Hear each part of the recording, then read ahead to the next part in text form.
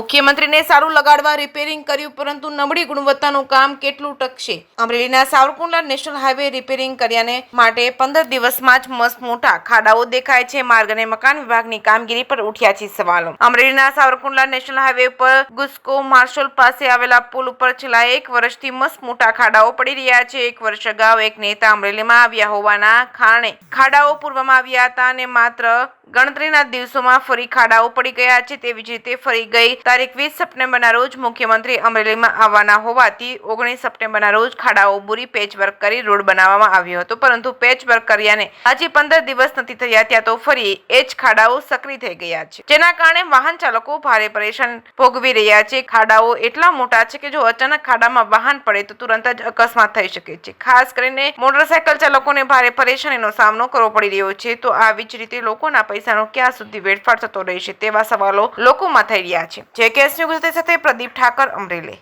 જી નાથાલાલ, આજે national highway ઉપર patchwork કરવામાં આવ્યું છે. આ અગાઉ પણ કરવામાં આવ્યું હતું જ્યારે પાટીલ અહીંયા પધાર્યા હતા, અને 1 વર્ષ પછી ફરી પાછું આજે મુખ્યમંત્રી આવ્યા અને પેચવર્ક કરવામાં આવ્યું છે. શું કહેશો તમે? આજે ફરી એની પરિસ્થિતિ છે. આ અમરેલી મહુવા સાવરકુંડલા નેશનલ હાઈવે 351 કે જે કોન્ટ્રાક્ટ બનવાનો છે એને અત્યારે મરામત મુખ્યમંત્રી શ્રી 20 તારીખે આવ્યા. આજે 10 દિવસ જેવો સમય નથી થયો.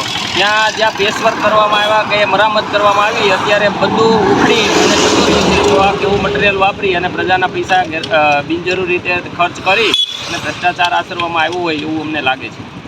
પુલ ઉપર કોઈ પાણીના સ્ત્રોત, વરસાદ વગેરે એટલો બધો હાઈટે છે કે ત્યાં પાણીનો કોઈ વહેણ નથી કે આ નુકસાન થાય. ખરેખર મટીરિયલની અંદર ગોલમાલ હોય તો જ આ શક્ય બને, અને મટીરિયલ નબળું વાપર્યું એના કારણે આ ખાડાઓ પડ્યા છે.